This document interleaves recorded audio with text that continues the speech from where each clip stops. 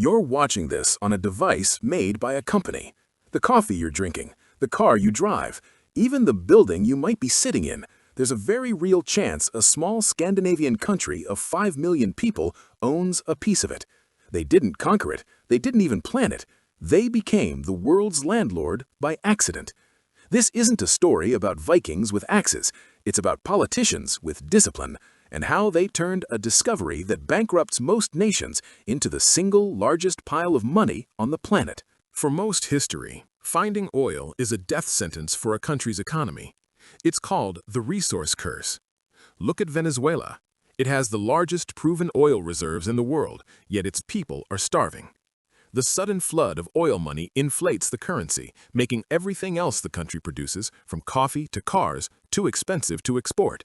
Local industries die. The government, drunk on easy money, becomes corrupt and inefficient. When the price of oil inevitably crashes, the entire nation goes down with it.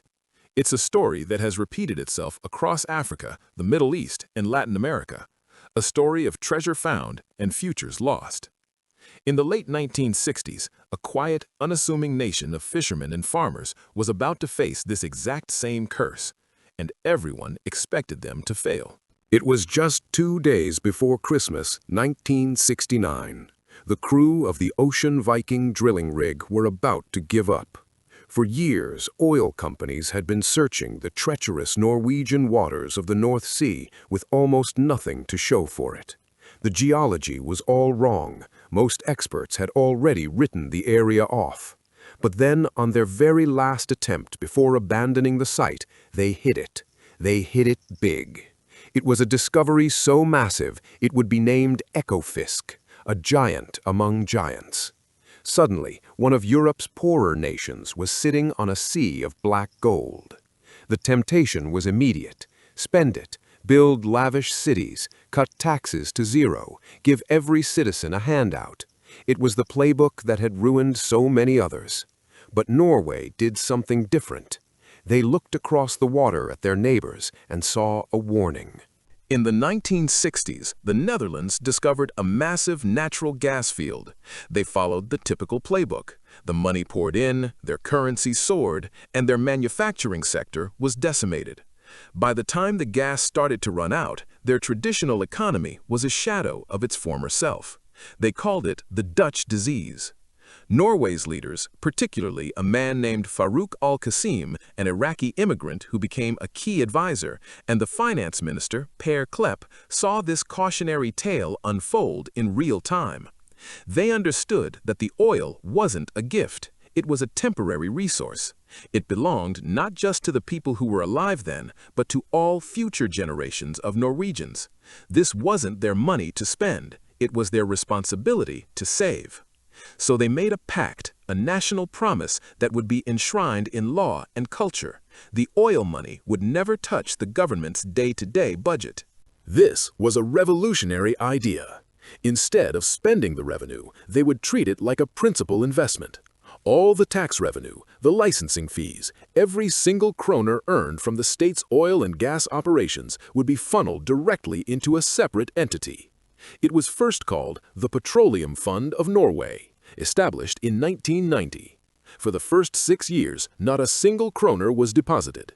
The government waited patiently until the economy was strong enough and the framework was perfect.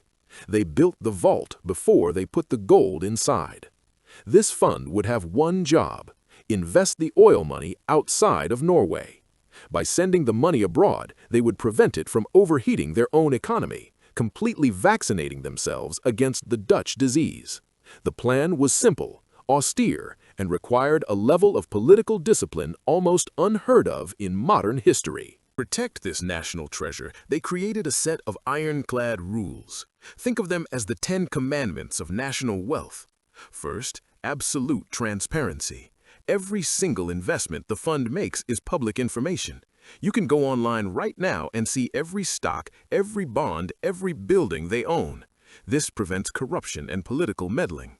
Second, the ethical guidelines. The fund is forbidden from investing in companies that produce nuclear weapons, tobacco, or derive too much of their income from coal. It's a landlord with a conscience. Third, and most important, is the spending rule. The government is only allowed to spend the expected return on the fund's investments, originally capped at 4% and now closer to 3%. They never, ever touch the principal. They live off the interest, ensuring the fund itself will theoretically last forever.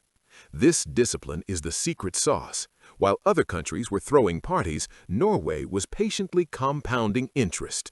So, what does it mean to be the world's landlord? It means that today, the Norwegian Government Pension Fund Global, as it's now called, is worth over $1.6 trillion. Let that number sink in. It's so large that it owns, on average, 1.5% of every single publicly listed company in the world. When Apple reports record profits, a slice goes to the people of Norway. When you buy a Nestle chocolate bar, a tiny fraction of that sale finds its way back to Oslo. They own more than 9,000 stocks in 70 countries. But it doesn't stop there. They are one of the world's largest real estate investors. They own huge swaths of prime real estate, like London's Regent Street and properties in Times Square. They are, quite literally, the landlord for some of the most valuable commercial districts on Earth. They did this not by force, but by quietly, patiently buying up the world, one share at a time. This isn't just an abstract number in a government account. It's the bedrock of Norwegian society.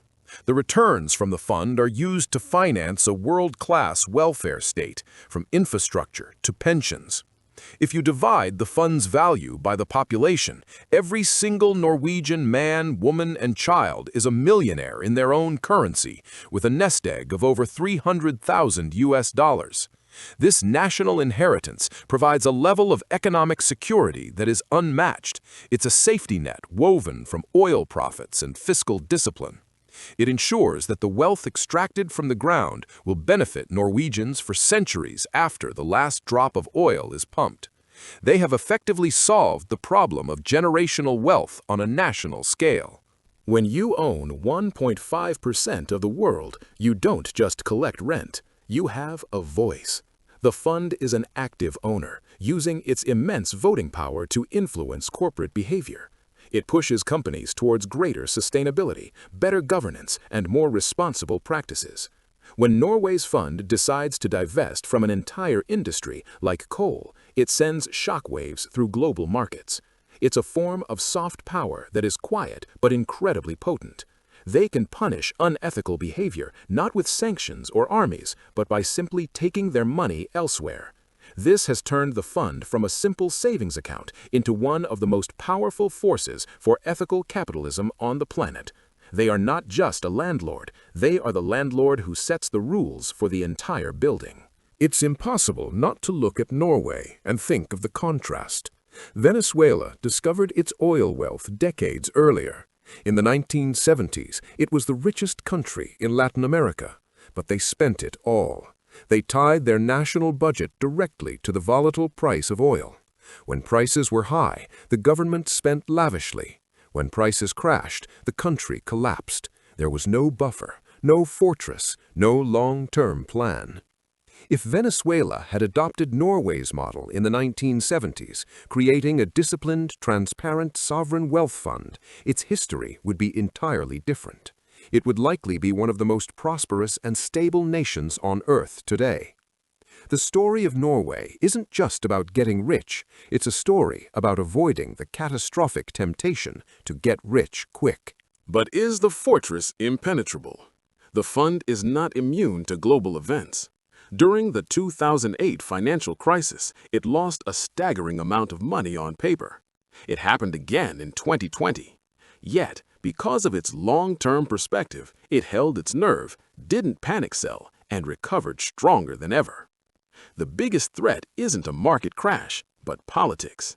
Every year there is immense pressure from politicians to break the spending rule. Just a little more, they argue, to fund a new project or a tax cut. The temptation to raid the piggy bank is constant. So far, the national consensus has held, the discipline has been maintained, but the long-term survival of the world's biggest fortune depends entirely on the ability of future generations of politicians to resist the same temptations their predecessors so wisely avoided. The story of how Norway became the world's landlord is ultimately a lesson in mindset. Most countries view a natural resource windfall as income. Norway viewed it as a transfer of wealth from one form, oil in the ground, to another, a diversified portfolio of global assets. They understood that true wealth isn't about what you spend, but what you keep. It's a quiet, unglamorous strategy. It doesn't involve grand projects or bold gambles. It's about patience, prudence, and a profound sense of responsibility to the future. In a world obsessed with short-term gains, Norway played the long game and won, conquering the world not with swords, but with a savings account. The greatest treasure Norway found wasn't the oil under the sea, but the discipline to not spend the money it generated. It raises a fascinating question for every country, and even for each of us in our own lives. Are we building something for today, or are we building a fortress for tomorrow? Let me know what you think in the comments below. Thanks for watching.